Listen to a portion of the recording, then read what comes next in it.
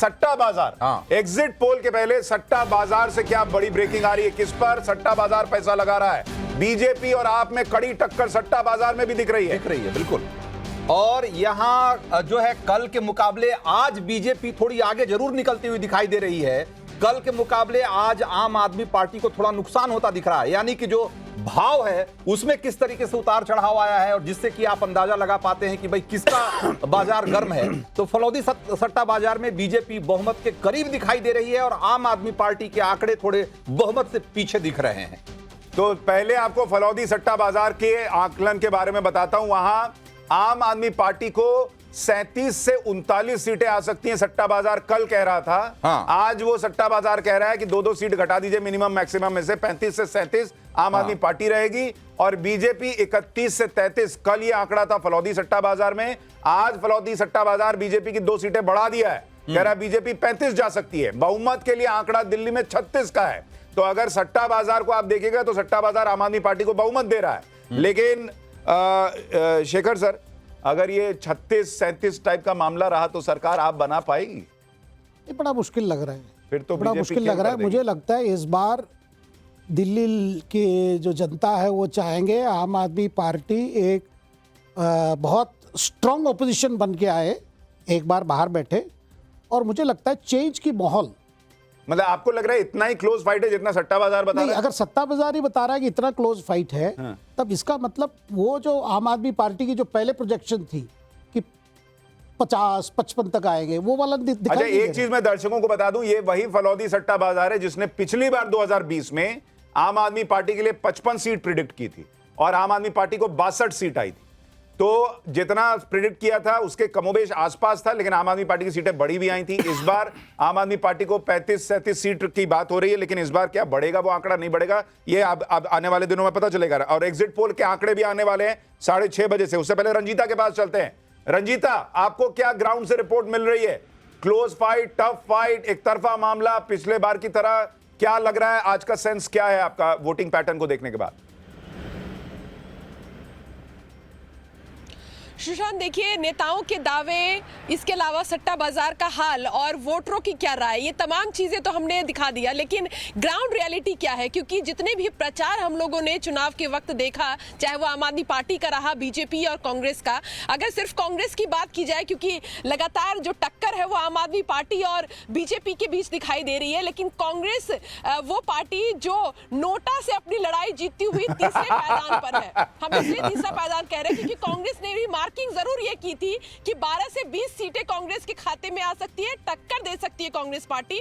लगभग जो अनुमान है वो ये कि 2 सीटों पर कांग्रेस जीत ला सकती है। ठीक है, एक छोटा सा ब्रेक लेना है रंजीता, लेकिन ये बताइए, जब मैंने सवाल पूछा आप मोबाइल देख रही थी, खबर पढ़ रही थी या सट्टा बाजार में पैसा लगा रही थी? मुझे लगता है सट्टा बाजार में पैसा लगाने का समय भी चला आ चुका है। दिया जाएगा स्क्रीन पर। अब खबर देखने का वक्त है। कहीं ना कहीं ये थी कि कांग्रेस की भी चीजें निकल के आनी चाहिए कि आखिर कांग्रेस जो है वो अनुमान ये लगा रही है कि जो वोटिंग परसेंट है वो बढ़ जाए, कांग्रेस पार्टी इसी में खुश हो जाएगी। तो क्या एंकर जो है वो रिपोर्टर को भी कुछ मौका दे देंगे बोलने के लिए कांग्रेस के बारे में? सट्टा बाजार, एग्जिट पोल के पहले सट्टा बाजार से क्या बड़ी ब्रेकिंग आ रही है? किस पर सट्टा बाजार पैसा लगा रहा है? बीजेपी और आप में कड़ी टक्कर सट्टा बाजार में भी दिख रही है। बिल्कुल। और यहां जो है कल के मुकाबले आज बीजेपी थोड़ी आगे जरूर निकलती हुई दिखाई दे रही है। कल के मुकाबले आज आम आदमी पार्टी को थोड़ा नुकसान होता दिख रहा है, यानी कि जो भाव है उसमें किस तरीके से उतार चढ़ाव आया है और जिससे कि आप अंदाजा लगा पाते हैं कि भाई किसका बाजार गर्म है। तो फलौदी सट्टा बाजार में बीजेपी बहुमत के करीब दिखाई दे रही है और आम आदमी पार्टी के आंकड़े थोड़े बहुमत से पीछे दिख रहे हैं।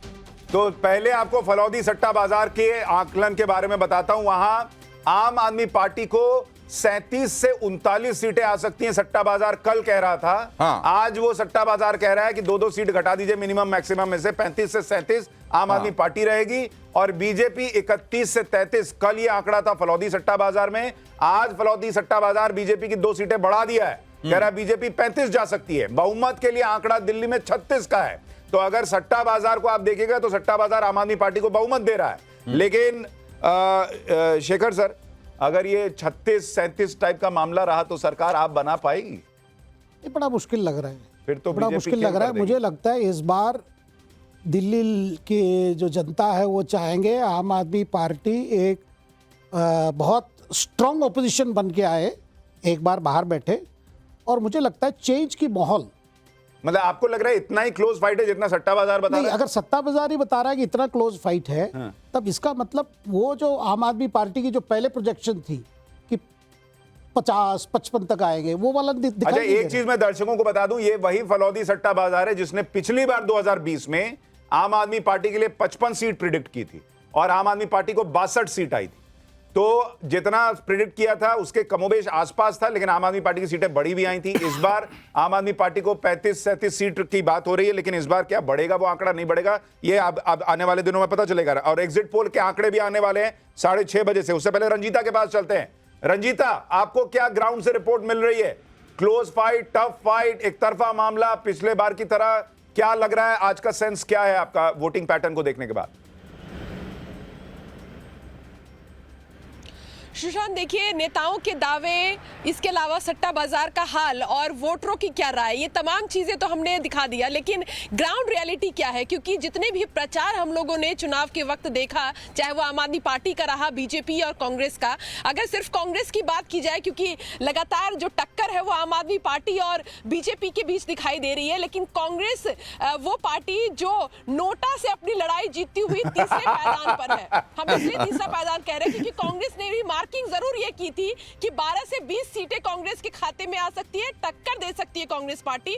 लगभग जो अनुमान है वो ये कि 2 सीटों पर कांग्रेस जीत ला सकती है। ठीक है, एक छोटा सा ब्रेक लेना है रंजीता, लेकिन ये बताइए, जब मैंने सवाल पूछा आप मोबाइल देख रही थी, खबर पढ़ रही थी या सट्टा बाजार में पैसा लगा रही थी?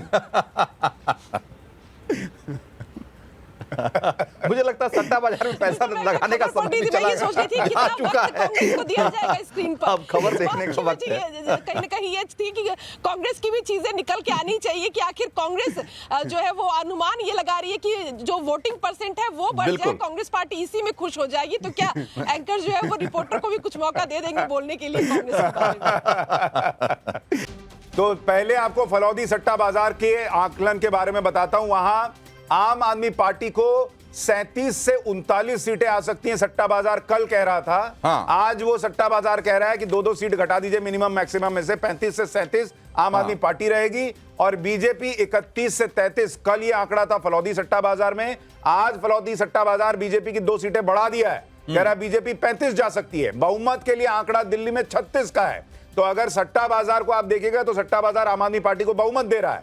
लेकिन शेखर सर, अगर ये 36-37 टाइप का मामला रहा तो सरकार आप बना पाएगी?